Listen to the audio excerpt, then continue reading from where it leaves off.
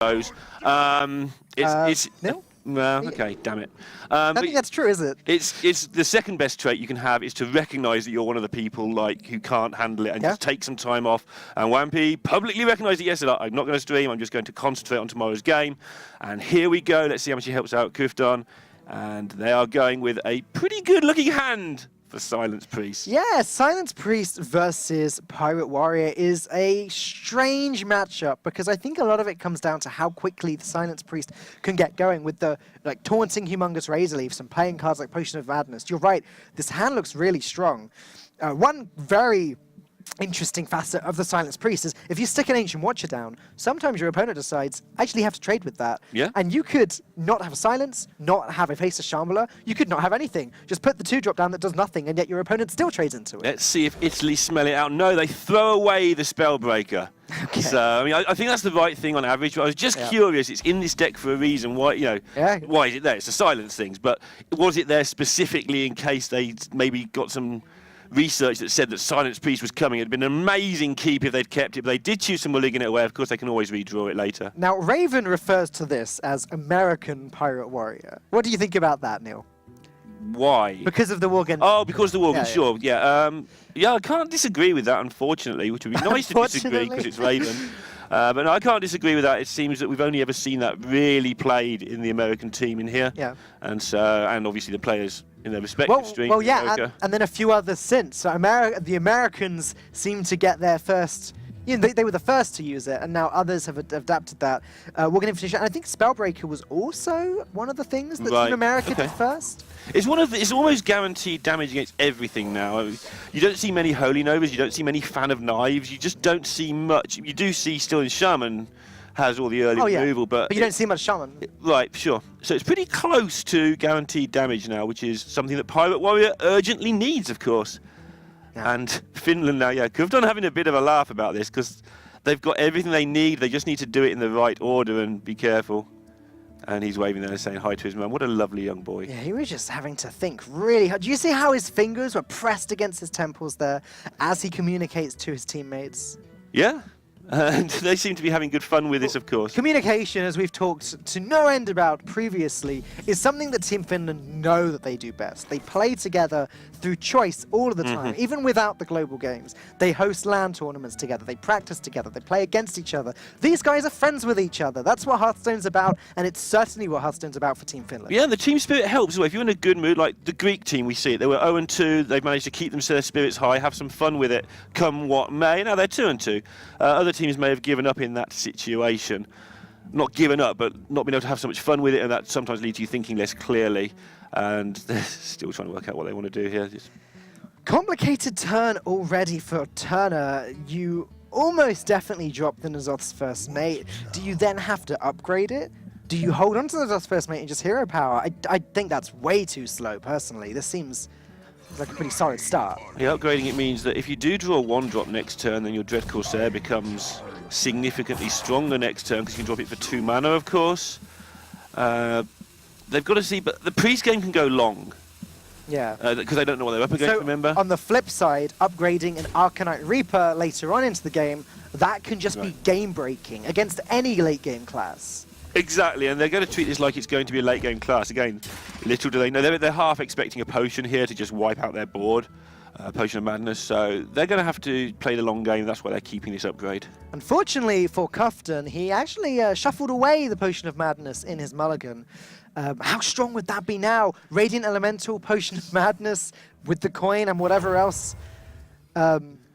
Not with whatever else, sorry. I'm treating Radiant Elemental like it's Lyra for a second there. This seems pretty good, though. Yeah, I mean, against some decks, the 4-8, the opposing deck has to start bumping into it to make sure that minion just doesn't have huge health totals for long. But Pirates don't quite have the sustain they used to have with the Buccaneers and such like. And, bumping a whole bunch of damage into a 4-8, even if it's not to kill it, is just not wasteful, but it's just too much. You just can't keep doing. You've got to just keep smashing face and hope they haven't drawn everything, which they have. Yeah, so having the 4-8, silencing it, and then putting a taunt up as well, it seems like a pretty good position for Kufdon to be in. The question is, will he survive long enough to put up the taunt? And then when he's got the taunt up, is there too much damage for the taunt to sustain against it? It's going to be a little bit slow for Kufton, but it looks like he's feeling comfortable-ish with his ends here. So many decisions to make even here in this. I mean, one thing you can do is just start killing things. Silence your 4-8, just start slapping things about. Yeah. And that's what he's probably going to go to. Rather than going for the combo with the Faceless Shambler, get huge stuff, just kill some stuff. Who's laughing at Purify now, huh? Yeah. Yeah, go back in time, 10 months and say, hey, Purify is part of a top-tier deck or one of the top or tier 2 decks. I don't think anyone would believe you. No one did. No one did believe me. Anyway. Oh, yeah, of course. Because I always say that about bad cards. The one time it ever happens, you actually look like a genius. You don't if you're crazy. You were at the forefront of the Priest is the best, Purify is a great card train, weren't you? Yeah, I was the train. I was going the other way to everybody else. Anyway, Turner here now, serious decisions to make. Obviously, they know what they're up against because of the Razor Leaf being played on turn 3, or turn 2 even. 3. I can't count that high. And again, they've got to decide what their strategy is for winning the game. They can not die for the longest time, but Pirates does run out of steam. It has no card draw later on. But they can force a lot of damage through here at the same time. Yeah, Kor'kron Elite just looks like a pretty solid play, filling out the mana, able to get a nice value trade against the Radiant Elemental. Right. Potion of Madness still looks very deadly against this board, and we can see there's a Shadow Visions ready to go. Question is, can Kufton afford to wait and play that Shadow Visions, or does he need to play Faceless Shambler now? The problem with the Shambler is that it's only a 4-5. Is a 4-5 with Taunt actually good enough? So that's what both of these teams need to work out now. So Kufton can kill the 4-1 with his 4-5. That doesn't seem good. Obviously, Turner doesn't expect the potion. It would have happened on turn 2 or 1 if it had been there. I mean, just healing your 4-5 and drawing a card seems a bit too slow. That's the obvious looking play, but it doesn't really advance your board much. That being said, Northshire Cleric against this current board is very, very powerful. A 1-3 against all these 1 health minions actually does something for once. It does, it does. Your health total's so low, though. You're facing 6 that you can see if you kill the Kor'kron Elite. You know that the Pirates do at least chunks of 4. You're half expecting to not die, but be in a world of trouble the way you don't recover. So as a result, I think maybe Kufton has to play the Shadow Visions, fish for a Potion of Madness, and just take out as much of this board as possible. He completely disagrees with me, gonna buff up the Razor Leaf, make a trade with it, and I guess hope that soon he can get a big taunt with the Faceless Shambler. This play is just, if you don't kill me now, you never kill me. Right. This is like, okay, you've got your chance. If you've got some way of doing 8 damage from hand, which is basically double Heroic Strike, there's not many other ways of doing that, then sure, you got me. If you don't do that, I'm going to heal for 2 every turn, you're going to have a wall of taunts to get through, and my minions are just going to clear your minions, and my taunts are going to get in the way of your weapon. Yeah. And it's still a bit dicey, but this is their way to play to win the game.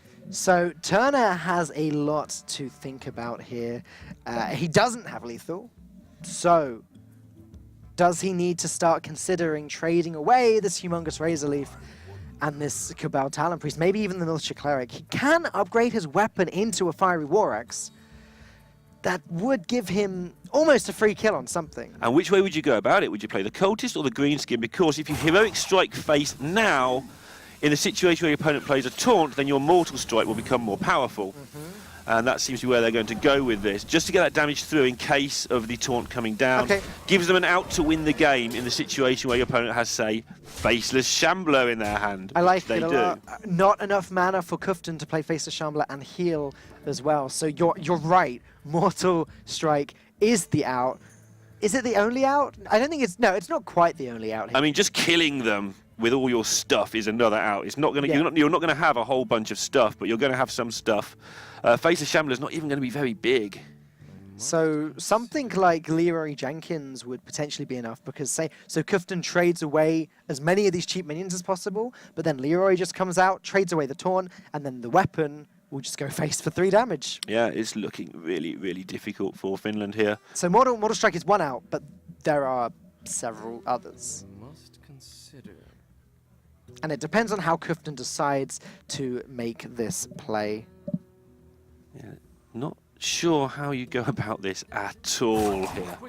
Lyra's pretty useless in this situation. Yeah, this is the when the rope started burning is when he made that point. I think that's the point where everyone goes, okay, we can't find anything better than the play that you instantly see. Let's just make the play. Just to cut out any communication issues. Rope starts burning, make a play. Oh, and now Italy find themselves on 2 off lethal. Well, they were before with the green skin as well. Yeah. But it's still not there. That being said, they get rid of the only taunt on the board. And if Kufton doesn't pick up another taunt, that weapon will just smack the face next turn and win the game. It's going to be a 5-3. Or a 5-2 after this hit. Yeah, Turner went for the upgrade there and then realised there's no point. I only need to do 4 this turn, so why upgrade? There might be a Rogue Harrison or something floating around, or an Ooze. And also, I might need this upgrade to give me 3 more charges of 1 point of damage. We're that close. Hitting my opponent for 1 is a thing that might matter later on. Yeah. So where does Patches go?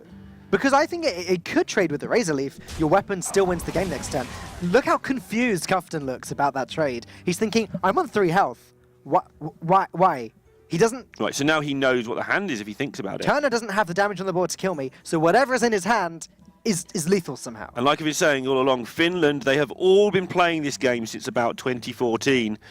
Very, very experienced and long-term team. So somebody in that team is going to spot this. It's like, nah, nothing makes sense. We've got to respect Turner. He's played HCT, championship events.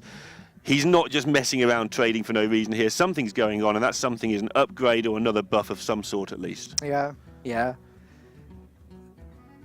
Turner. Kufton just racking his brain here. Is there anything I can do to stop this? I mean, there's always that shadow vision, so they're going to always get to the point where, can we do it with our hands? Do we need to do it with our hand? And then there's always shadow visions into Divine Spirit, into Inner Vow to trade, into heal. Yeah, is that enough mana? It's not. Probably. Well, it doesn't do enough. Like even trading away the board and healing the face doesn't do enough. You play the silence. Is there a 1 mana spell that saves him? I can't think of one. They must have thought of one, I feel. Either that or they've decided we can't do it, so let's just not worry. Like, he needed to heal. They got there. Well, he knows Didn't it's not heal, enough. and There's lethal on board.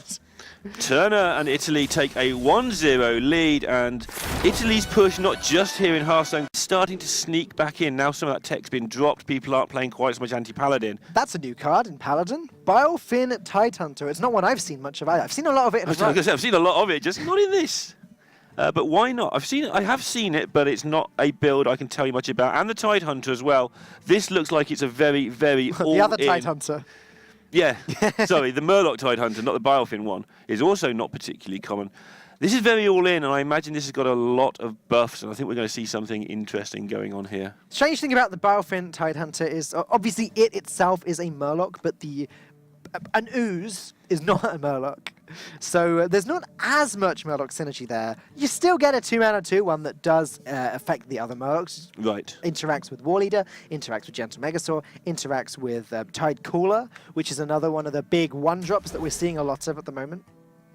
Gluttonous Ooze could be important. Yeah, there we go. Oh, I thought something was going on here a bit fishy. Double Steward of Darkshire. Fishy, good one. I know. Thanks, man. Was that intentional? They're always intentional. Let's prove otherwise. Mine aren't. Yeah, Gluttonous Ooze with a Trizz of a champion in hand on the other side does look like a pretty good pickup from Team Finland there. Steward of Darkshire is a card that has not been seen much in Standard recently, but is a card that's been very popular in Wild recently. There's been a very popular token Paladin deck. I believe it was created by Strifecrow, and it's all about muster for battles and creating as many recruits as possible and then adapting them and buffing them. And it's just served as a reminder that Steward of Darkshire is actually a terrifying card. Withstand against Darkness, which is still in the meta, that's 5 1/1s with Divine Shield. Yeah, and I think we'll see that. It's interesting. I think we'll see that happen more and more, where people are reminded of various deck builds because of Wild. Yep. And going the other way, Wild will take inspiration from Standard, Standard will take inspiration from Wild. With Wild now having that big tournament at the end of the month, I think that we will see this sort of thing happen. Italy just cursing their luck, though. We saw in that opening hand all those things. They threw away 2/2 drops. They must have a whole... Yawgmoth is not looking happy about this. Just having to hero power on turn 2 when you're playing such an aggressive deck. I guess you could argue there's mind games being put into play here. They're going to pretend that they're a slower deck, and then on turn 5 or something, just put their hand onto the board. Yeah, could well be, especially, like I say, they're throwing away 2 drops. They were looking to get this early curve. They really were looking for this Tide Caller. How many Tide Callers are there? What about calling the Tide? Now they're Tide Hunters. Tide Callers, Tide Hunters, Rockpool Hunters. Murlocs have similar but different names. They all start with M and end in GL, GL, GL. This is a pretty disappointing Steward of Darkshire here. It's just a 3-mana 3/3 that trades okay with the board. Right. Yawgmoth is only going to feel okay playing it because he has a second one to fall back to in his hand. He's going to plan on curving into the True Silver Champion next turn, which, as we can see, is also going to end up with Italy feeling very sorry. I think they're already feeling pretty sorry. If you're playing a deck this aggressive and you just end up starting to put random 3/3s for 3 on the board, that's always a sign when you play a 3/3 for 3 that something has gone wrong with your opening. No matter what deck you're playing, that's a tech slash key piece of a deck, one of those 2 things. Yeah. If you end up not using it in that role, then you are starting to struggle because you're just giving up stats.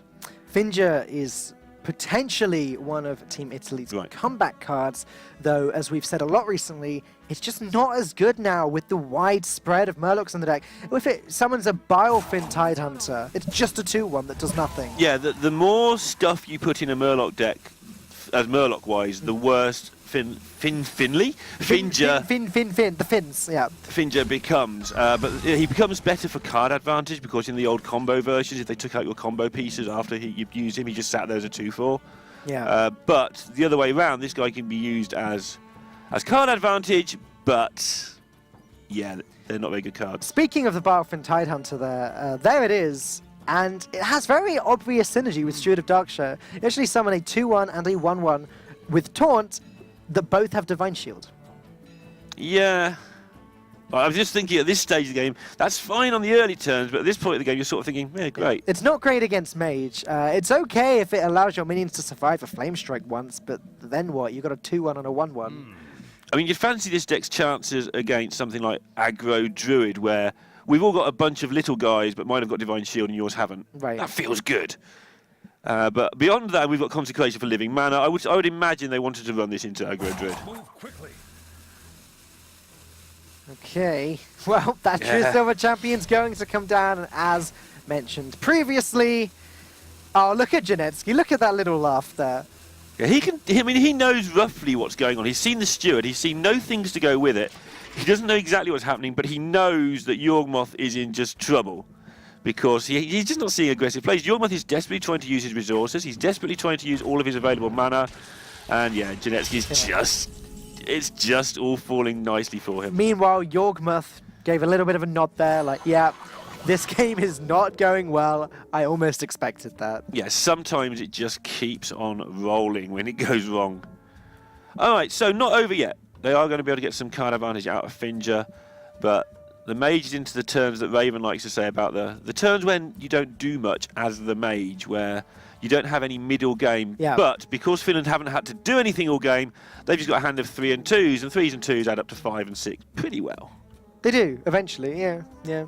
And now, Janetsky has a minion on the board, which is sort of a shame, because against Finja, a Mage can sometimes get away with just not playing anything until you Flame Strike.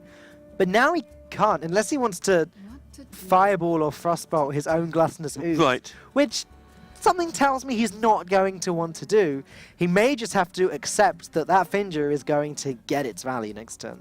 Yeah, I imagine that Finland have players working out how much is in this deck and what's going on. When you see the Steward and you haven't seen anything else, it's like, guys, somebody, what's happening? Is Finja going to fetch real Murlocs? Yeah. And the answer is, not really. And so, yeah, they're just going to ignore it and carry on developing board. It's possible, just unlikely. I mean, we could see Yawgmoth play the Blessing of Kings, make a trade, and then out of nowhere comes a War Leader and a Beluga Warrior. Yeah. It is possible, just unlikely nowadays. Or at least not as likely as it used to be back when there were only Beluga Warriors and Murloc War Leaders in the water decks. Yeah, and that thing they have to do a lot with those, because in 2 turns' time, first of all, Finland have removal for next turn with Fireballs, with Valets, it's all going on. Then the turn after they have Flame Strike. Yeah. And so Italy need to find a way to get those Divine Shields set up. But we can see the hand, Italy can't. They might not even, they'll want those Divine Shields, that's why they're playing Steward, but they might not even have the chance to do that. All right, Super Finja coming in. Super Finja. I like it. It's going to be hard for Janetsky to deal with. I guess he could use a fireball, but again, that's a fireball that's not going into the face. Finja's a bad superhero, right? Most superheroes wouldn't do this, but Finn just summons all of his friends to get killed. I don't think that's the intention. That's a pretty bad script. I agree. Maybe he's an anti-hero. Yeah, it could be. It could be. I don't think he's saying, hey guys, come get killed. Oh, he just did. But They're going to get annihilated. and get hit by a meteor, possibly. Yeah, that's not how most sort of... It's pretty heroes cool, go though. That's a down. cool script. What? Super Finn just summons his friends, they'll get killed by a meteor. Yeah. Someone his friends to stop the meteor. They failed. Okay, never mind. Let's get back to the game. Okay. Meteor is an option here, obviously. The problem is the positioning of Finja Right. is actually very, very good against the meteor. I think Flame Strike, Fireball and Medivh's Valet. Yeah, that's It seems pretty good right that's now. better. You're right. That's better because then you can trade the Archaeologist into the Tide Caller. Trying to work out which tide it was. Into the one that it kills. Into the Tide Caller, and then yeah, that seems really good. And then next thing, you've still got the Flame Strike up for any remnant Murlocs that may have survived Finja's call. Because this might be the point where Yorkmoth goes, okay, I'm putting the rest of my hand going as wide as possible, Right. in which case Flame Strike usually deals with everything. However, Steward Darkshire, double Barfin Tide Right. Hunter, actually sort of almost counters Flame Strike. It at least makes the Flame Strike nowhere near as good as Finland are expecting it to be. And they might not be too surprised by this because there was a steward played onto an empty board earlier. That sometimes suggests a second one, especially when there's no hand going on. And yeah, here comes all of the stuff. They might be surprised by this second Biofin though. Yeah, Janetsky already looked a little bit confused. I'm sure I saw an eyebrow raise for a moment there. But how much damage can these Murlocs do before they do get wiped out? So let's say next turn is going to be really good for Italy, because I think you end up flame striking a lot of the time anyway, although you might not have to. Yeah, the thing is, unfortunately for Yorkmoth, the Steward of Darkshire is going to die. Guaranteed. Yeah. That's what Mage can do. They can usually remove one target if they have to. And unless there's some more buffs, we've already seen one Blessing of Kings be used. Italy might get a couple of really good turns in, hitting you for 7 or 8, And but again, that's just not getting it done. Gentle Megasaur won't buff the oozers. They'll only buff the Bilefin hunters themselves.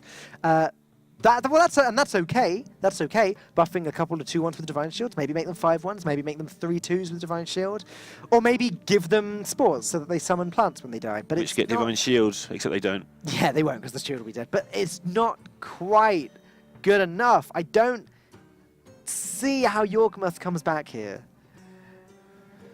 Yeah, Yorkmoth is definitely going to be in a spot. But again, there's probably other cards in this deck that involve buffing this wide board. We haven't seen much that really utilises the wide board yet. That helps. Tyrion Fordring, always a good card to pick up on turn 8. Yeah, I mean, I said I can't see how they come back here. That's the start, right? Tyrion is a good start. One of these Biofins can trade away the Medivh's Valet. Still got 2 minions on the board, plus a Tyrion. Unless Janetsky had a Polymorph, this isn't easy to deal with, and as we can see, there is no Polymorph. So I'm wondering... Okay, so there's no Alex Straza yet in Janetsky's hand, plus Finland have no idea if there's any healing in this deck, unless... Yeah, maybe this deck is something that I should know really well, but I don't. I haven't seen Darkshire so- played in Standard recently at all. So maybe there's healing, maybe there's not. So Finland might not want to commit to Alex Straza. If they did pill Alex Straza very soon, they would just win this game a lot of the time, I feel. So maybe Tyrion doesn't even need... I mean, you like to deal with Tyrion, don't get me wrong. Maybe he doesn't need dealing with as much as we think. Maybe we just see double Cabal Courier here come down, ping off the shield off Tyrion, and then just work out next turn where they want to be. Just get a whole new hand of cards. That's kind of what Discover does. And you're doing it this late. Now you know what you're reacting to. This Tyrion is actually a pain for Janetsky. I mean, Ping Meteor seems to be the only consistent way of getting rid of it this turn. I guess you just leave it alive. You just leave it alive, and there you go, there's a meteor for next turn as well. You just leave it alive and start. This is what they're going to do. Get their hand full of stuff to do in the next turn. Because they're on 32, I think it is at the moment, if I remember correctly. That's a long way from dying when your opponent has 2 Paladin cards in hand. Yeah, that's true. See, oh, Kazakus. Kazakus is a potential take here, and this is where somebody has to assign somebody on Finland to say, how many duplicates do you think we've got left? I wonder if Ice Barrier is just more Yes, consistent, though. might because be. against a late game deck, sure, Kazakus is often actually really, really good to play as a surprise card. I think I was going to say, I think if you haven't got time to calculate it, you take the Kazakus and you just say, I'll work it out. I'll find a way to make the game go long enough to get Kazakus, to get that 8 armor, to get that last board clear. If that's even necessary, which it may not be in this game versus Italy, as it's only really a Tyrion that they're worried about. It's only one card. Finland have the removal for it. It's only then the weapon. We know they won't have any weapon removal left because they already used their Volatile Ooze. So it's just the Tyrion and then the Ashbringer. And after that, they don't really have anything big to worry about, as we can see. And I've got a feeling that Finland have used one of most of their things. I'm trying to think what there is that's left over. It's a bit hard when you're casting to do that sometimes, but we've seen a lot of the cards that they're, the fundamental low casting cards. Have we seen Mana Worm? No, we haven't seen So it might be Mana Worm, there may be something else as well. But we've seen Fireball, we've seen Frostbolt, we've seen all the standard cards for the low end of the curve. You're right, when you think about it that way. With Arcane Intellect in hand. To draw more stuff. I don't think we've seen a barrier, although they may just run one barrier. That's possible. Yeah, that's also possible. Okay, so almost the last push coming here from Yorgmoth. Of course, Finland won't know there's a true silver in hand, but given that this card wasn't played and Consecration would be fine, they'll be suspicious. Something to touch on there. Getaway Kodo is often the best card to take against the value matchups. However, against Mage, Eye for an Eye is actually a viable pick. Right, very much so. This is a nod to the fact that Italy feel that because of their start, they might not even get to the Eye for an Eye range. They actually need more value just to get there.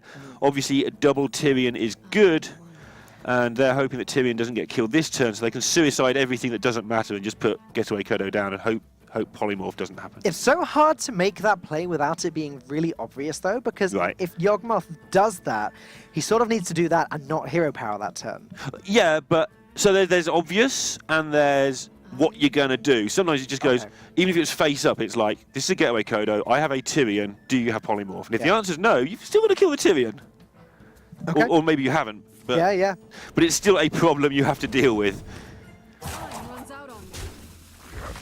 There's the Meteor. So Tyrion dies now, unfortunately, for Italy, which means they need to pick up something good right now. And that's not exactly what I had in mind.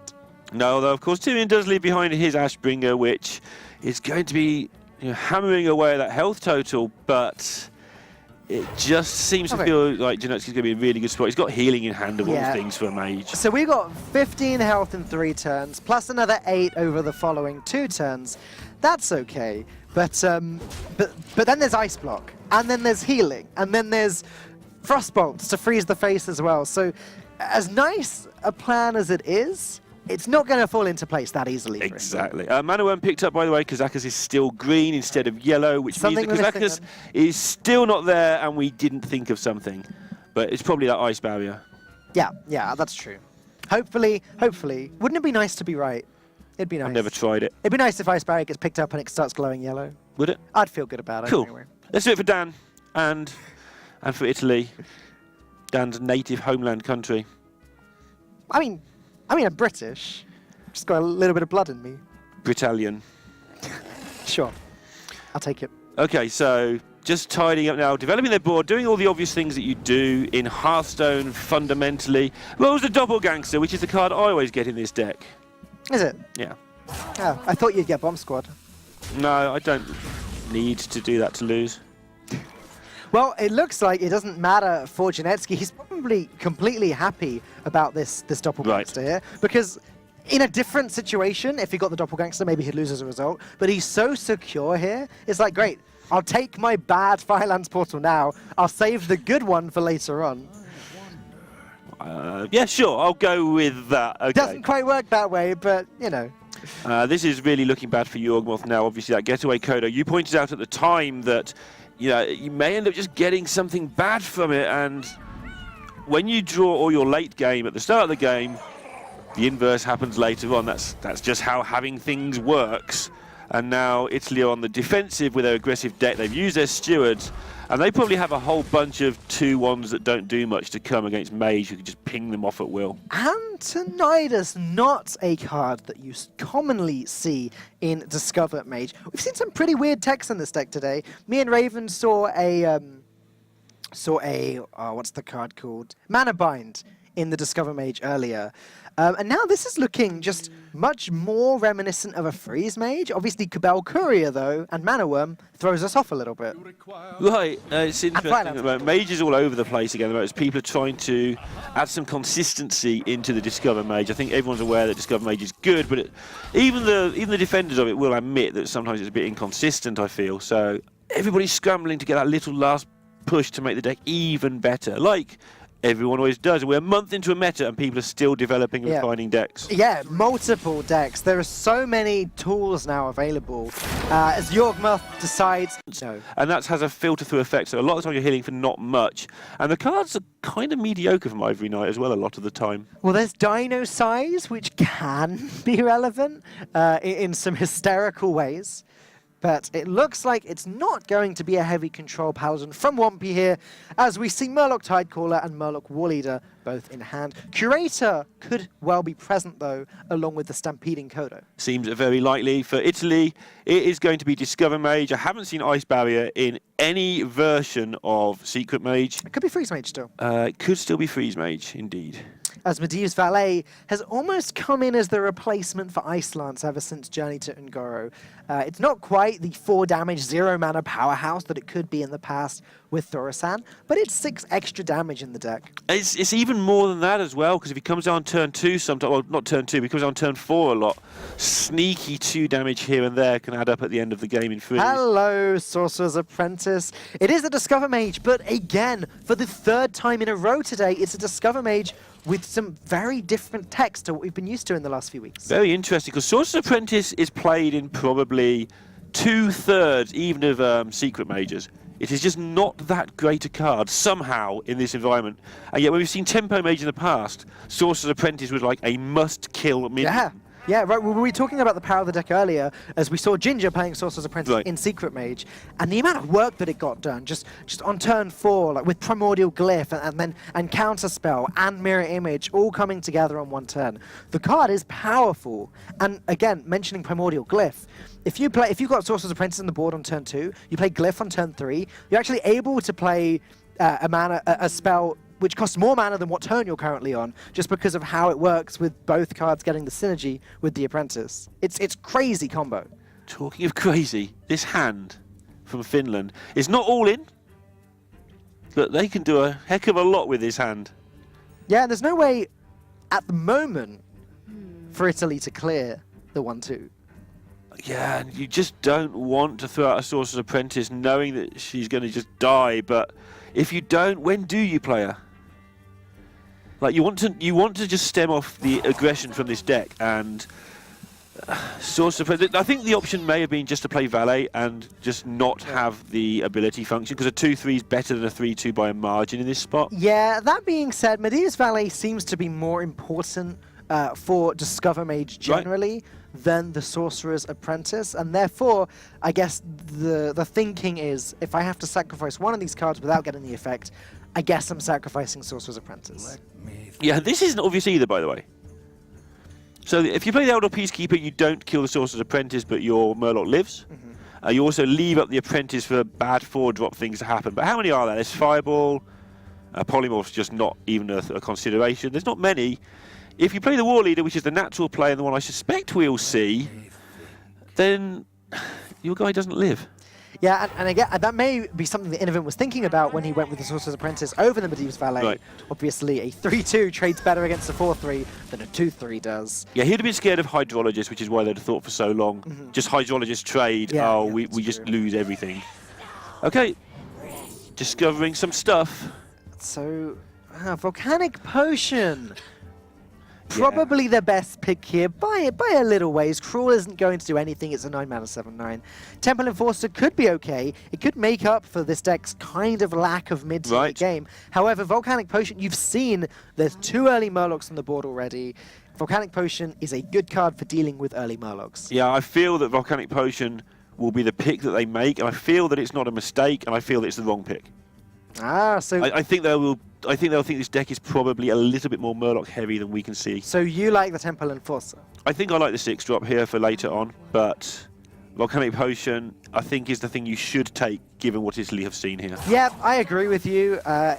They're taking a long time to decide. This wasn't Right. a snap pick, which for a lot of players it would have been. Eventually, they do opt to go for the Volcanic Potion. They're hoping that next turn they're going to be able to deal with whatever 1P puts down. Unbeknownst to Innovan, there's no other Murlocs playable in 1P's hand at the moment. So his side of the board slowing down a little bit. And there's just nothing with 2 health in his hand at all. There's not one card in 1P's hand that has 2 health. So the Volcanic Potion, it will still do damage. It will still do chunks of damage. Yeah. If you do 2 damage to 5 minions, you've done 10 damage. Yeah. That's how Lorinda maths works. But it's still not killing many things. It will kill off this War Leader, though.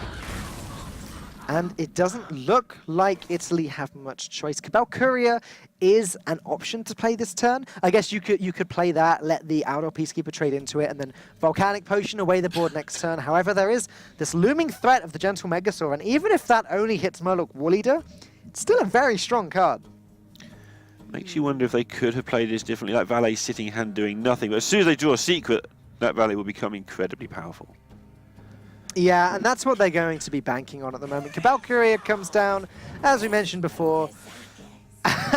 Antonidas is a pick. Maybe they've been convinced by how well the Antonidas did in last game. Cabal Trafficker, also very good. Again, it's one of these mid to late game minions like the Temple Enforcer, but this one picks you up value over time, which is something that the Discover Mage will benefit from.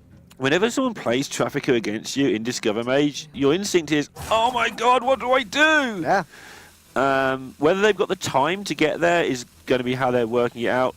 But I feel that's the card they will want to be taking. Obviously, Archmage is fantastic, but if you start to get rid of all the Murlocs, you don't need a million Fireballs.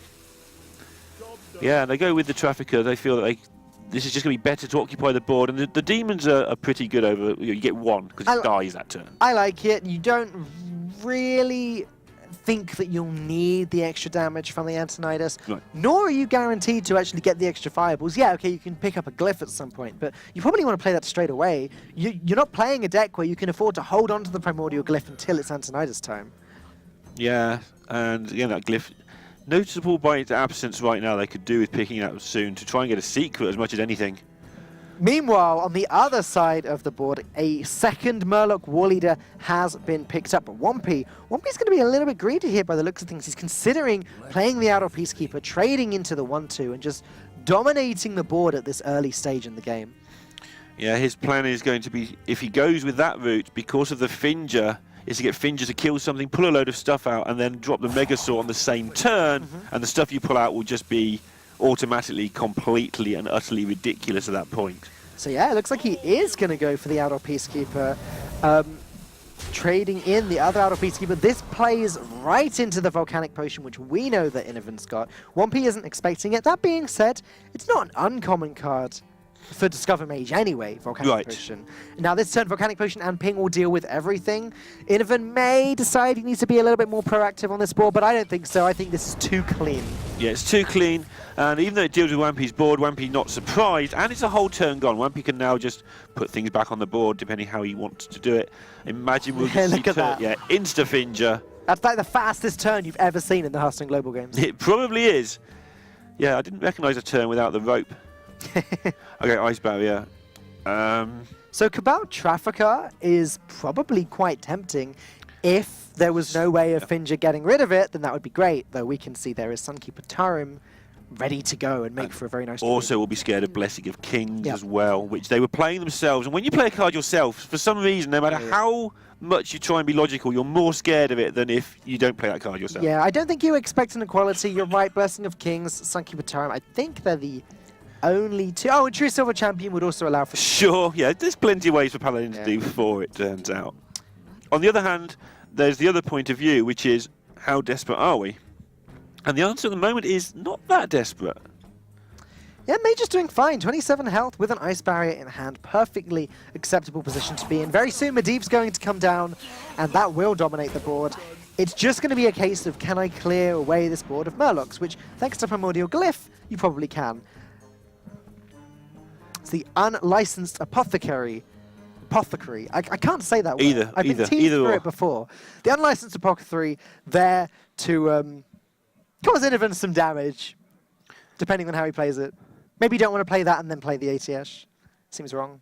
That does indeed seem kind of awkward. Okay, so Finland, just working out, do we really want to get one lot of stuff from our Finja?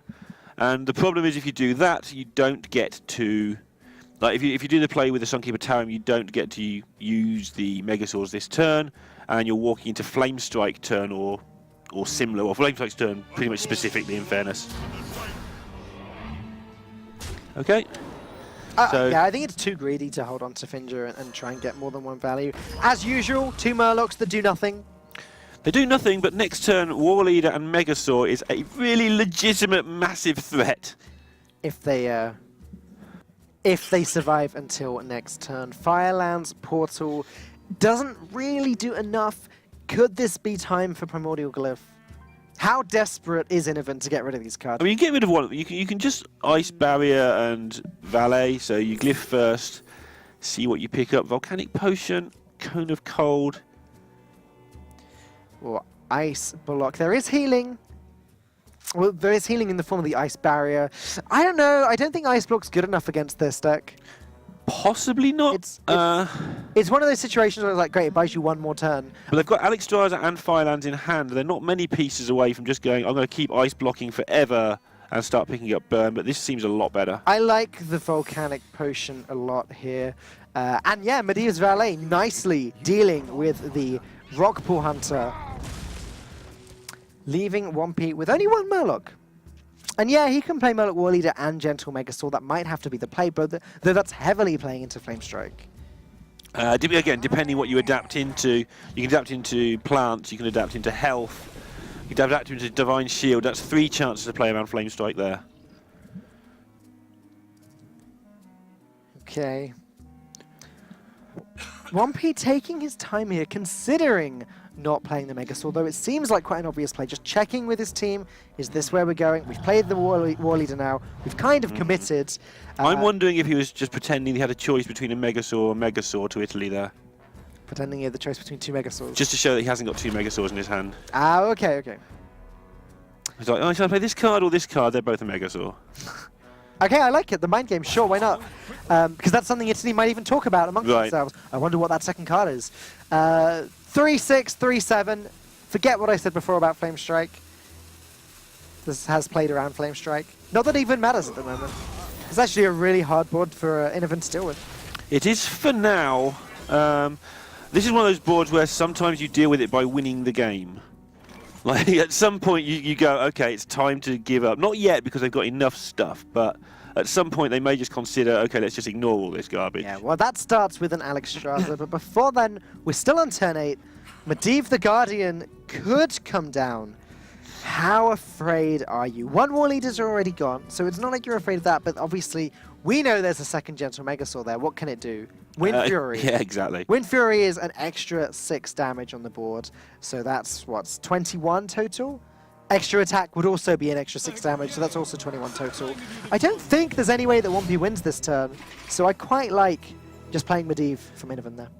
Oh, and that Ragnaros Light Lord obviously is an enormous pickup in the context of the game, because that now gives 1P license to start doing stuff and not worry so much about Alexstrasza wins. Now he can just concentrate on keeping the board together, and if he does keep the board together, he knows that he's got every chance of winning.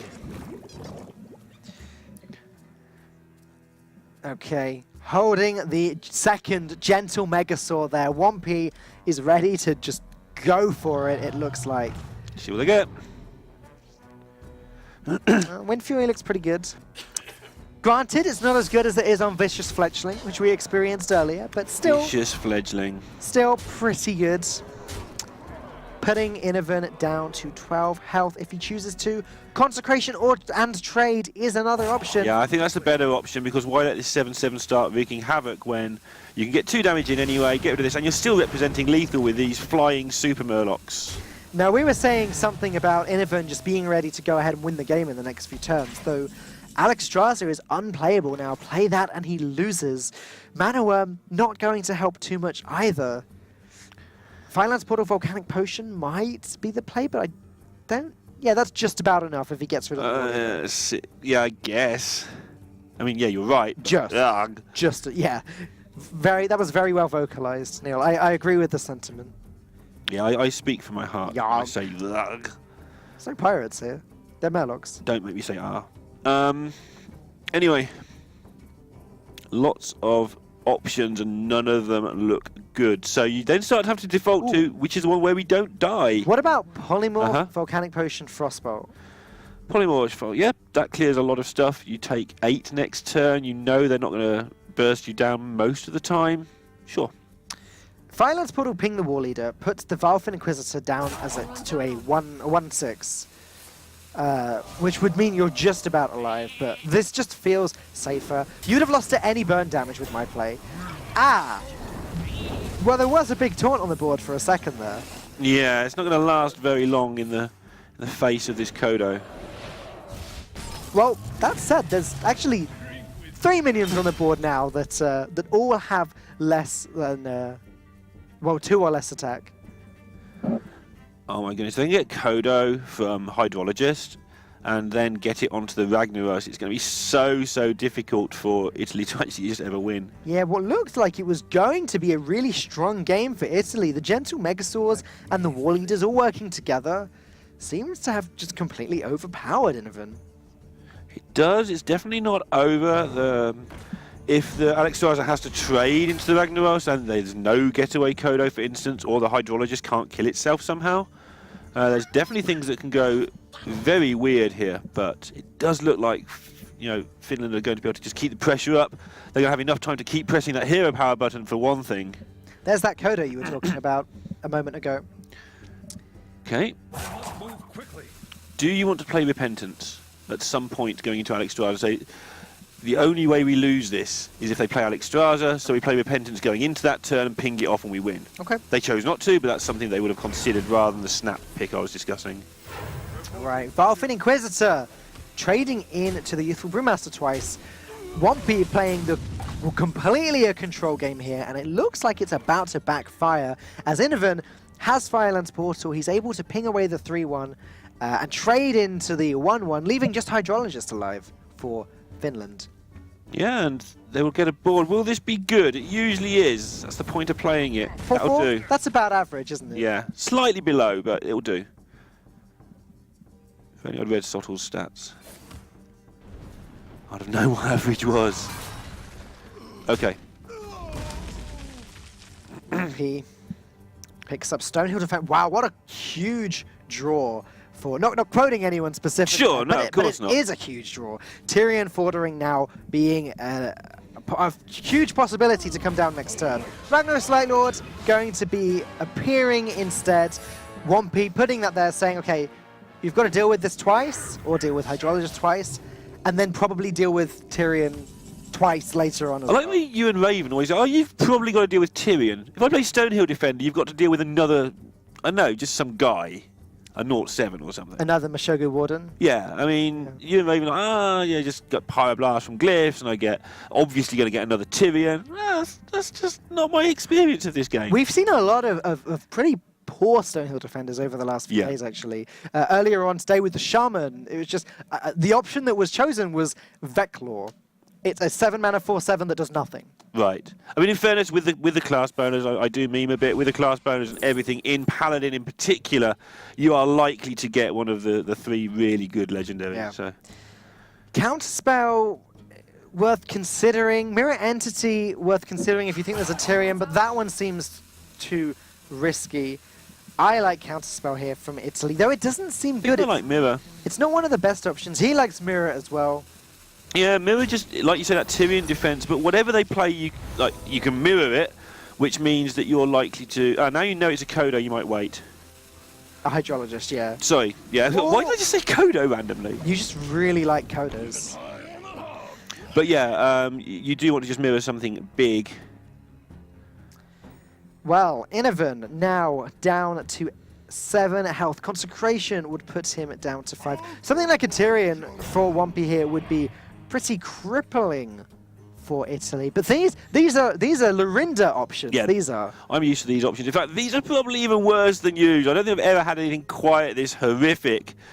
Yeah, Wambi looks thoroughly disgusted with this. Hang on a moment, because Cyclopean, if I can say the word, Cyclopean Horror is a Senjin Shieldmaster right now. Yeah, sure.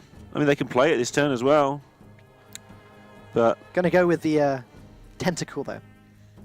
that means they've got a use for all of their mana. It means they're intending to probably consecrate. They might want to Hydrologist and Hero Power, but there's no reason to pick the smaller thing unless you're thinking of using all your mana, as far as I can see. Just another getaway Kodo for Infinite Valley, Right. why not? Oh, yeah, this is where the extra mana is going to be spent. And now Italy have got it all to do. Getaway Kodo on Stonehill Defender. Gonna try and re-roll that. Wanna get a better. They don't think we're rolling Better anything. draw. They're going to just win next turn. They're not, because Alex Stra's a Yeah, defensive yeah. face, blah, blah, blah. In fact, Alex Straza plus Mirror Entity is playable. The problem is that the Mirror Entity is only going to pick up a Squirming Tentacle. Innoven's hoping that it's a Tyrion. It's not a Tyrion. It's definitely not a Tyrion. Yeah, and it seems unlikely that Finland would play into it, even if it was a Tyrion, unless you could force them to, which they don't seem to be able to. They've just got no choice but to Alex Stra's own face, I don't think.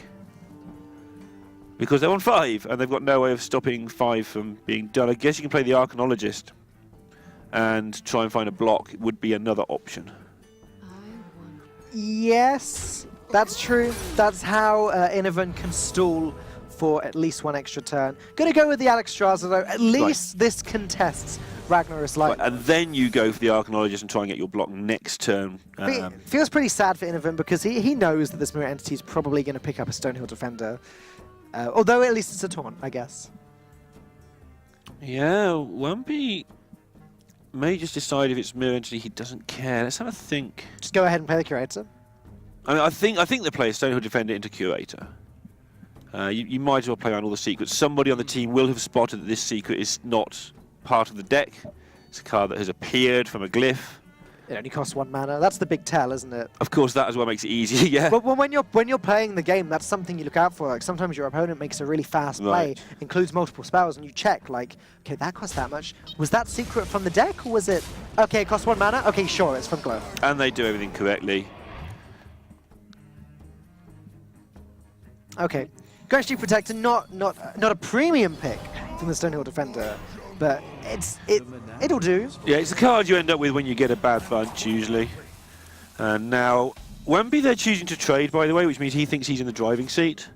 If they thought they were behind, if they thought they were in any sort of trouble at all, they'd have just started going face. But the power of the Curator just means that he is in that driving seat, and so no need to let the Mage, you know, hit you for 8 with Alex Stras, then burn you for 10 or something, and suddenly you're in trouble you don't deserve to be in. Okay. Innoven hanging in there, not close to getting this ice block popped just yet, though he doesn't appear to have a win condition.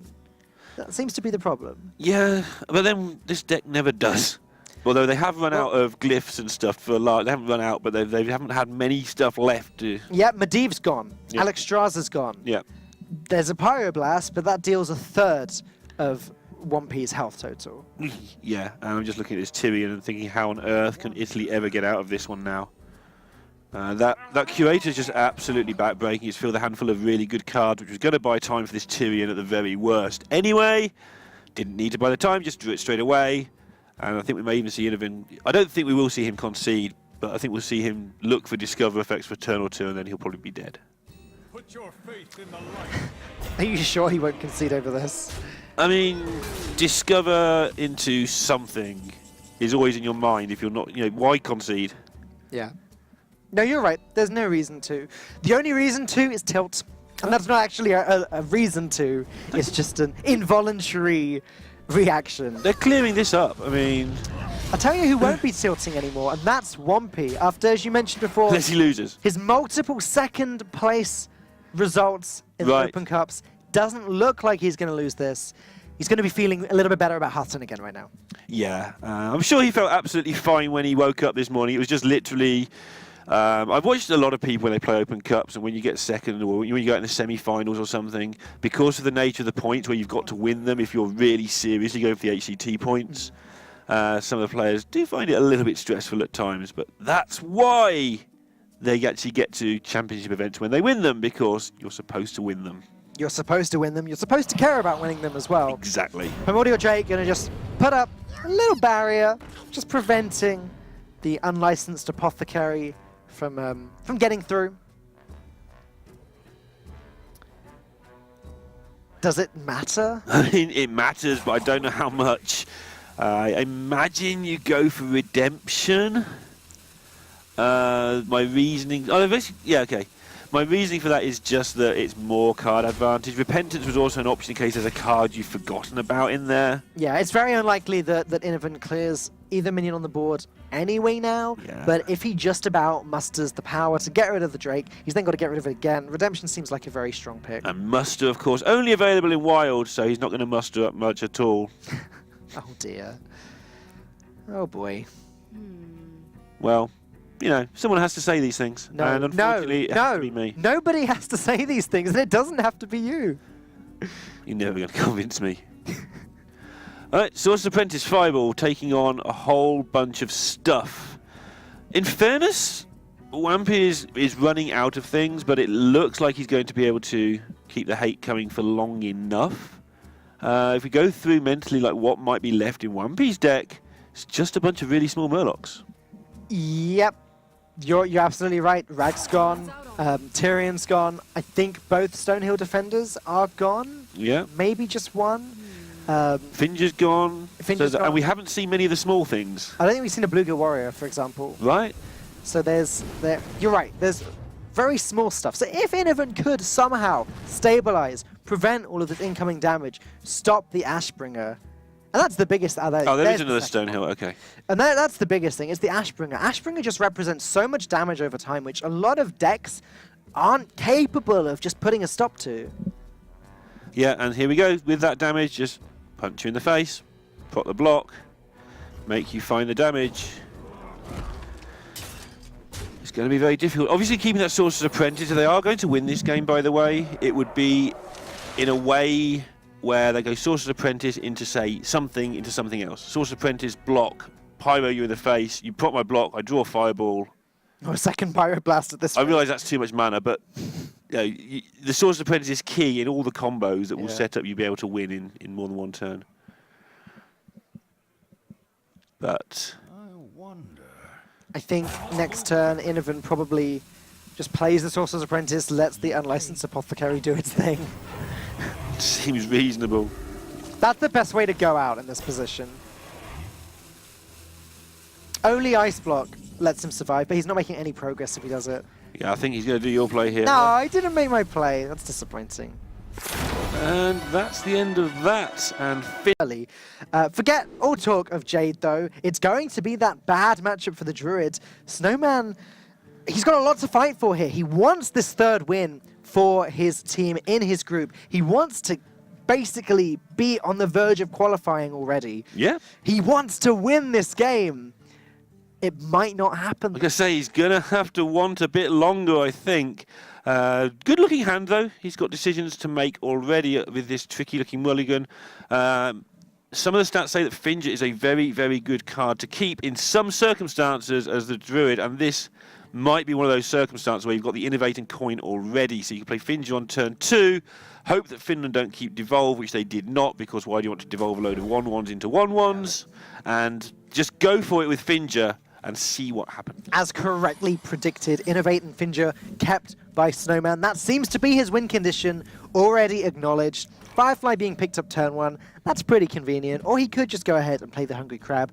Crab is better for the Druids, sort of, because it has the synergy with Mark of your Siraj. Right. That being said, it may be better to save it until you've drawn a Mark of your Siraj, so you know that you've got something that you can get the draw off of later. And are you all in on the turn 2 Finger plan? Because I think I am. I am. You want Finland to play something.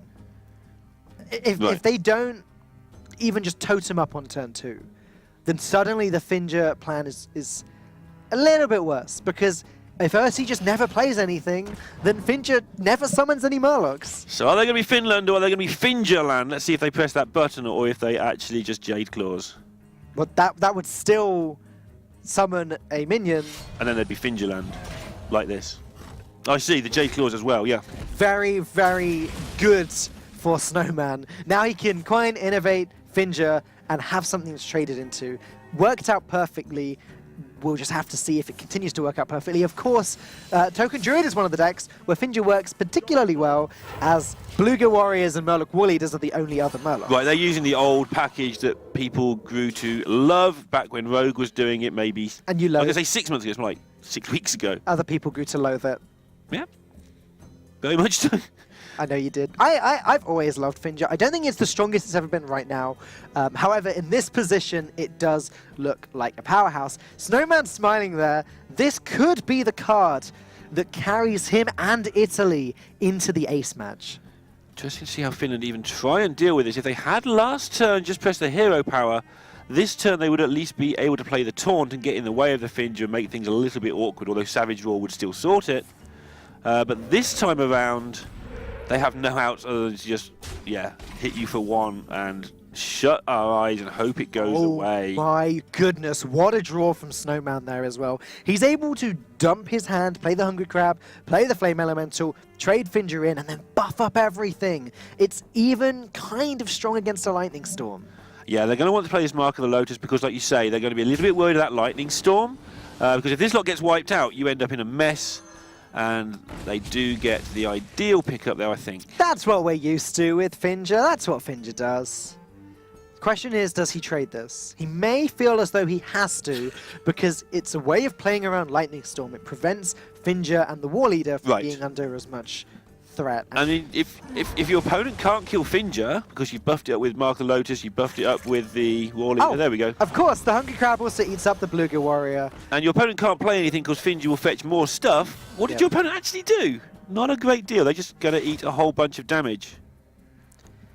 Yeah, Ursi has 2 Igneous Elementals in his hand. This is obviously a very heavy Elemental Shaman build. Again, running Flame Tongue Totem, which isn't something that we usually see in these heavier builds.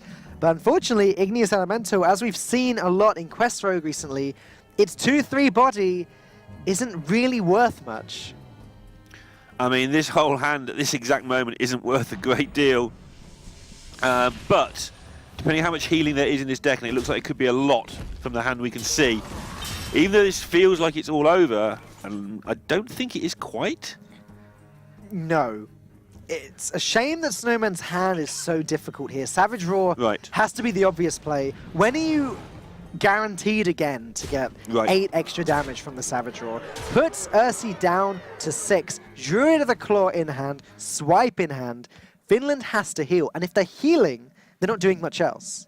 Right, this Flame Tongue Totem is going to be able to... Yeah, this is really good from Italy. The Flame Tongue Totem was one of the outs there where they could have traded into the War Leader. Italy recognising that and just clearing up the board, and that leaves Finland with just no options other than to drop a taunt, heal up, and... Do they die? Are they one off? They'll be on 11 and they're going to take 10. Well... No, they... Yeah, you're right. Plus they might roll a taunt totem as well. Yeah, you're right. I think it ends up with Snowman being one off. There's still ways that he can win next turn. He could pick up the second Mark of the Lotus, for example. Play that with Swipe. Boom, there's the lethal.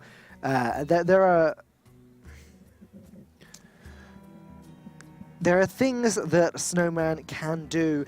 He has to win the game before Calamus comes down. Right. That's kind of the game that's being played at the moment.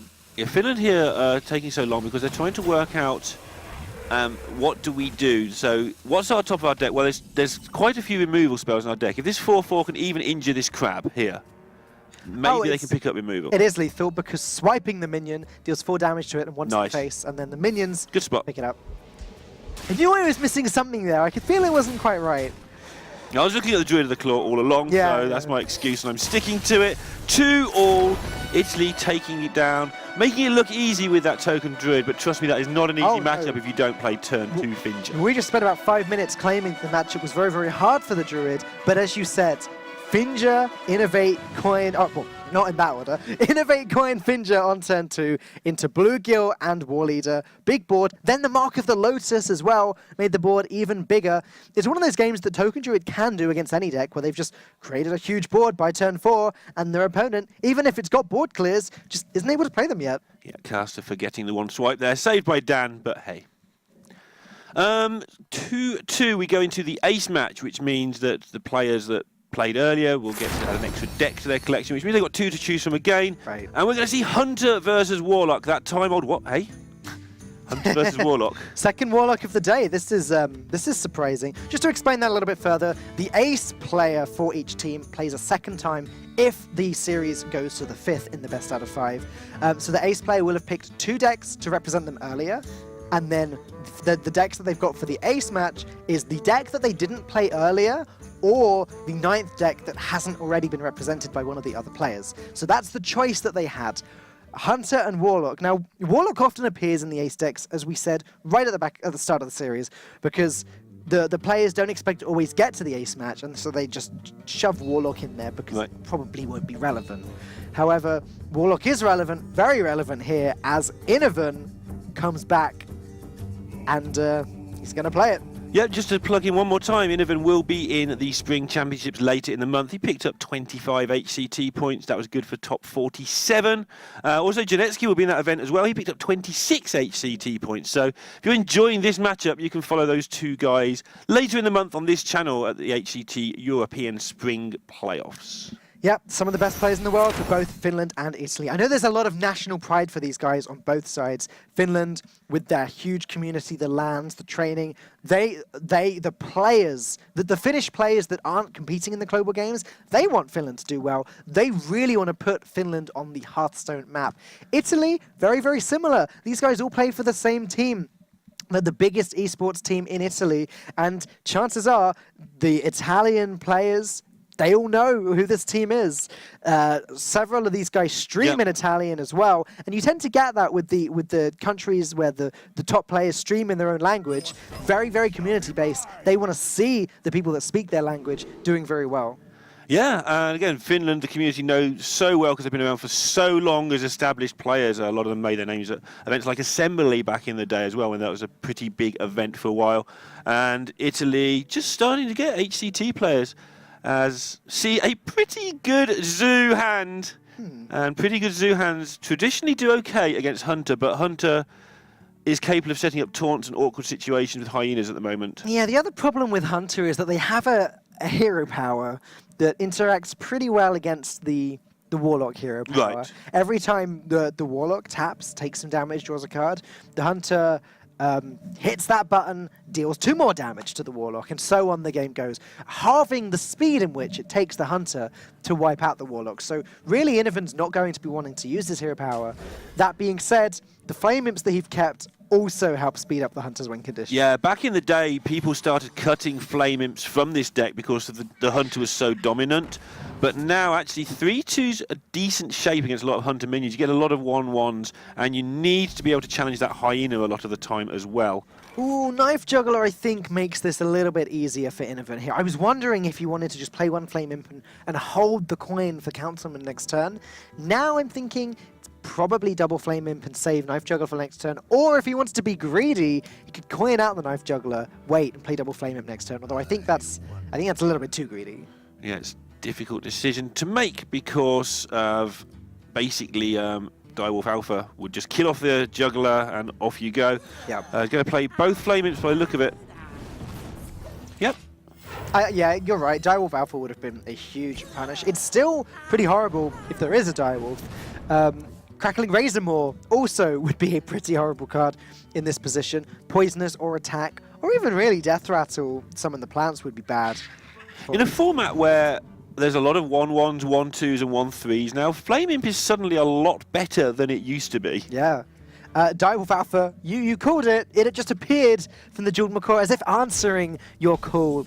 Just a little bit too late. I imagine that Innovan is going to get rid of these minions. As there's so much Hunter-Beast synergy now with Scavenging Hyena, with Direwolf, with Houndmaster, with all of these cards, that it just makes sense to get rid of them whenever possible. And Zoo decks are all about clearing the board and controlling the board in the early game anyway. God, we haven't said that one for a while, actually, because we haven't seen any Zoo. I was just thinking of saying it, thought, no, but you're right, we should say it. No one's seen Zoo for a long time.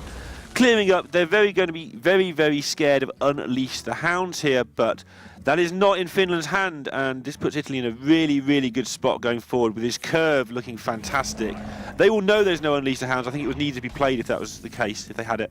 Zoo is sometimes just a great example to differentiate an aggro deck from a face deck. Because like Zoo is very aggressive, it's like an aggro board control deck, but you can't call it a face deck because it's not like just put everything into the face whenever possible. Italy trying to look for a way to not have to take a 50-50 here. This Councilman, if the juggle hits the 4-4, it's the world's easiest trade. If it misses, you end up giving up at least one of your imps, and then you've got to decide what to do. Probably give up the other one. That's 6 attack you take off the board. So they will be considering, can we play Voidwalker? Because if we play Voidwalker here, they can't get to our minions, and we might snipe this bear anyway. The downside of that is you're letting them play what you were talking about, the Houndmaster, and so having gone round in that circle like I just have, I'm pretty sure their thought process would be the same. They're probably just going to drop the Councilman, and if they have to swallow, so be it. They've then also got a tap if they play the Voidwalker, and it just messes up their curve entirely. But the worst has happened. The knife missed, as if you predicted it. Now, I don't think Innovan has a choice. I think both Flame Imps have to go into that Misha. Innovan's still in an okay position. It feels like he's wasted a lot, but if you look at the state of the board, there's a Councilman which can't be dealt with. There's a Knife Juggler which now can be dealt with, but until just a moment ago, it couldn't have been dealt with. Yeah, the Hunter, if Finland can get into this on this turn with this Eagle Horn Bow, their forthcoming turns with the Untouchable Tiger, which is really annoying for Zoo, because Zoo likes to buff and kill, into high main, which will then be defended by the Tiger, actually could start turning this one around. Is it 50-50 time? Well, they just lost one 50-50. Is it time to bet on another? Voidwalker followed by Soulfire. The problem is, where are you putting the Soulfire? Just into the face? I think you might even tap here, but the problem is if you tap into Doomguard or something, you are just losing the game. I'm thinking that because then next time you can defend it and Soulfire together. This is another option. You play Defender of Argus. It saves your Councilman, sort of. Yep. I say sort of because that Direwolf that you called out earlier now coming back to haunt Innovan and Team Italy, going to allow Wampy to make short work of the Councilman. But do you do it? Because if you play that and you play the Crab, the Zoo isn't completely dealt with, and when do you develop things? So you can clear the board, but then the Zoo just puts a load more stuff back on the board, and you're kind of back where you started, and you haven't got time to play your high main. This way that you're talking about looks like it's the best play, looks like they agree, but this means now they're committed to not having the board for a turn or two against Zoo. Right, and of course Defender of Argus still sits there. It's going to be able to trade into the Direwolf Alpha. Let's see what Italy picks up here. Possessed Villager. Perfect. Now they're able to get the 100% on the Soulfire Silverware Golem. They can even tap after they've done all of that, start to refill their hand. They're still got 23 health, still in an okay position to be tapping, and they're clearing the entire board. The problem is, next turn is turn 6. It's Savannah High main turn, and that's where the Hunters can start getting completely out of control. It is, but they can't get out of control against a board of 4 minions. What happens when Zoo beats Hunter is you ignore the high main and you start, trashing face with all of your men, your beasts, your things. Well, that's a man. Well, he was a man until he got possessed by something. Yeah, I'll give you that. He was a man. And you just start hitting face, and the high main has to start trading. But what might not be allowing for is the fact there's 2 high mains. So everyone's going to have to start doing some careful maths now, which is obviously our favourite thing as casters. That old saying that if the high main connects with the face, the game is over. Well, Innovan may be able to just prevent the high main from connecting to the face. There's 1 taunt on the board. There's 2 extra taunts about to be put on the board. Yeah, there's another old saying, which is taunt is cheat. And this is going to be a big example of that. I imagine we'll see the imp go on the right-hand side, as far away from the death rattle on the left as possible, and then we'll see the 2 minions in the middle given taunt, and that way the imp can just chill in case any discard effects are picked up. No, he's going to even save the imp, which is another way to stop it from getting killed. It's a shame that he picked up another low-value card, though. He'd like to really have picked up a Doomguard now, or maybe next turn. If he can pick up a Doomguard, then that's perfect. But he needs to. Now he's got the board control. He can prevent the high main for a few turns. He can prevent both high mains for a couple of turns. But really, very soon, Innovan needs to start pushing face and winning the game. I'm trying to see what the other consideration is here. I guess maybe they were looking for a way to not play the defender so that Finland would miscalculate. That's something possibly. That's all I can think of there about why this wasn't a fairly straightforward play. I suspect I'm missing something. Anyway, they're doing what we thought in the end, pretty much protecting the imp by keeping in hand and getting an extra tap in, and just smashing face, like you say, one step nearer to getting that Doomguard with that tap. Yeah, Innovan is only 7 off lethal, 6 off lethal next turn as well. Yeah, 6 off lethal next turn. So Doomguard won't quite be enough. Assuming the high main goes. Sure, yeah. Oh my God, I'm sorry. 6 off lethal. Yep, near enough. But that's as good as lethal. If they pick up the Doomguard and go face with it, that's as good as lethal, because even Unleash wouldn't be a clear.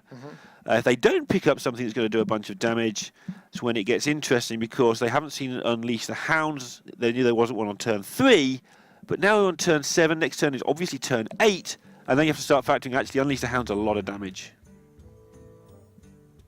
The other thing for Innovan is that he doesn't need to pick up the Doomguard next turn. He can pick it up the turn after. Right. He can put 1P pretty low, still have a board, put the imp, put the Possessed Villager down, and win in 2 turns, probably. Anyway. If Houndmaster doesn't get picked up in the meantime to make these beasts right. massive taunt minions. Houndmaster on that 6/6 would probably end the game the other way. Firefly, not what Innovan's looking for. The question now is, can he afford to tap? And can he afford not to? Yeah, that's probably more likely. I think he has to. He's not really facing down much damage now. If he's willing to trade away the Argus into the Beast Rager. That's a good draw. And now it's what you play around. Do you think you're safe against Unleashed? Not really, but you can make yourself a massive councilman. You can do it next turn though. You can play your 1-drops next turn if you want to. But if you've decided not to play around Unleashed, then you put your 1/1 Possessed Villager into the high main here and just buff your councilman 1 more. Yeah. How close is it? If he has Unleashed the Hounds, do you lose every time? Probably not if you play around it. But Right, you have to do the math, and there's 4 of them and there's 2 of us, so I'm going to let Italy do that math. yeah, if there's no Unleash the Hound, then you usually always win with this play. Right. Yeah, I think it's plentifully fine. It's crunch time now for 1P. Picking up George McCaw. That's not Unleash the Hounds. What can he pick up that sort of saves him here? Tundra Rhino. Yeah, Pretty sure. that's That's usually the answer to this question. Scavenging Hyena. Well, with the Tundra Rhino, this card's insane. Without, it's not going to do enough. Can they remove enough damage from the board? The answer, I believe, is a resounding no. Yeah, this Firefly is just so ridiculous in terms of buffing Councilman. Exactly. They have no way of clearing the Councilman. They can clear both taunts, and then that's it. Leaving 6 damage currently on the board, plus 2 buffs with the Firefly. Yeah, that's just guaranteed lethal next turn. It looks like Innovan is going to take this. Yeah, Italy will be off to a 3-0 start to, again, back up their accomplishments last season, where several of them were qualifying for HCT events. Turner eventually got top 8, of course, and basically Italy just a really good up-and-coming nation, and showing how good and up-and-coming they are as they take down Finland 3-2. Finland dropped to 1 and 2. They're not out of it yet. This group has a lot of teams that are struggling. Norway, of course, also struggling.